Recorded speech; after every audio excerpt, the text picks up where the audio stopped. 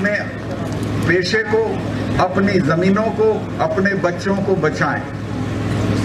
मैं बहुत लंबा भाषण नहीं देना चाहता, सिर्फ इतना कहना चाहता हूं कि देश बहुत गलत आदमी के हाथ में है। इनकी शक्ल नहीं पहचानी जाएगी। ये जो आज इनका घमंड है, ये सारा चूर चूर हो जाएगा। नमस्कार, मैं संगीता। दोस्तों, सत्यपाल मलिक अकेले मोदी सरकार के लिए ऐसा बुरा ख्वाब बनकर साबित हुए हैं जिसकी हकीकत बनने की उम्मीद किसी ने भी नहीं की थी, खुद मोदी सरकार ने भी नहीं की थी।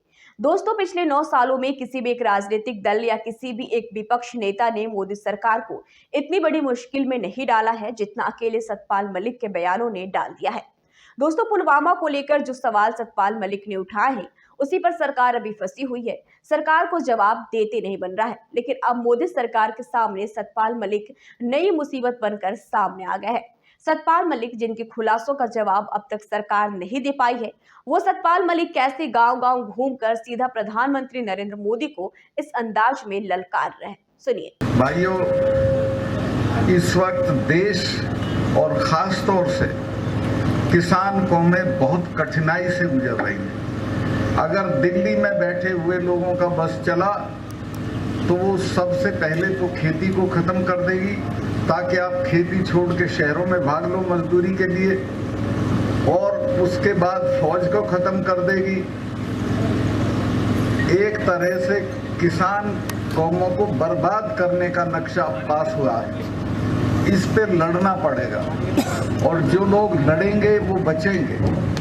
एक बार हमारे गांव के पास शिवाजी महाराज के गुरु थे, समर्थ गुरु रामदास।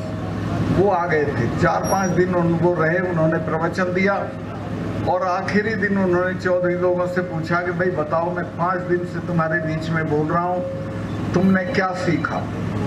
एक चौधरी खड़ा हो गया कि हमने ये सीखा कि जो कौमें रुका रोला करेंगी वो जिंदा रहेंगी, यानी जो लोग लड़ेंगे वो जिंदा रहेंगे। मैं आपसे कहने आया हूँ कि लड़ने की आदत डालिए और लड़ने का फैसला कीजिए। ये जो अभी मीर साहब ने कहा कि किसान आंदोलन, धरना खत्म हुआ है, आंदोलन खत्म नहीं हुआ है, क्योंकि हमारी मांगे वहीं की वहीं हैं। जो एमएसपी की मांग है उसके बिना तो हमारा गुजारा नहीं है, क्योंकि हम जितनी चीजें पैदा करते हैं उनका दाम बढ़ता नहीं है, जितनी चीजें खरीदते हैं उनका दाम बढ़ता है, और नतीजा ये है कि किसान हर दिन गरीब हो रहा है, उसकी खरीदने की ताकत खत्म हो रही है। दोस्तों, कुछ इस तरह से सत्यपाल मलिक जगह जगह जनसभाएं कर रहे हैं और सीधा जिस तरह से प्रधानमंत्री नरेंद्र मोदी को ललकार रहे हैं वो अब तक इन 9 सालों में कभी नहीं हुआ, या यूं कहे तो किसी की हिम्मत ही नहीं हुई इस तरह से सीधे पीएम को ललकारने की। दोस्तों, सत्यपाल मलिक ज्यादातर उन्हीं इलाकों में जा रहे हैं जहां उनका स्ट्रॉन्ग होल्ड मजबूत है। दोस्तों, वो फिलहाल राजस्थान में है। वो राजस्थान जहां इसी साल विधानसभा चुनाव होने हैं, और राजस्थान के साथ दिक्कत यह है कि कांग्रेस की अंदरूनी कला पर तो खबरें बनती ही हैं, लेकिन बीजेपी भी उतनी ही अंदरूनी कला है जितना राजस्थान में जितनी बीजेपी की है। दोस्तों, सत्यपाल मलिक बार बार लोगों के बीच जाकर साफ कह रहे हैं कि यही मौका है, अब अगर चुप गए तो 5 साल के बाद की बात जाएगी। ये बातें बीजेपी के लिए खतरनाक साबित हो सकती हैं, क्योंकि इस साल तो राजस्थान, कर्नाटक, मध्य प्रदेश जैसे महत्वपूर्ण राज्यों में चुनाव है, जहां राजस्थान छोड़कर हर राज्य में बीजेपी की सरकार है। दोस्तों, अगले साल तो सीधे 2024 में चुनाव है, जहां मोदी जी हैट्रिक लगा पाएंगे या नहीं, ये भी एक बहुत बड़ा सवाल है।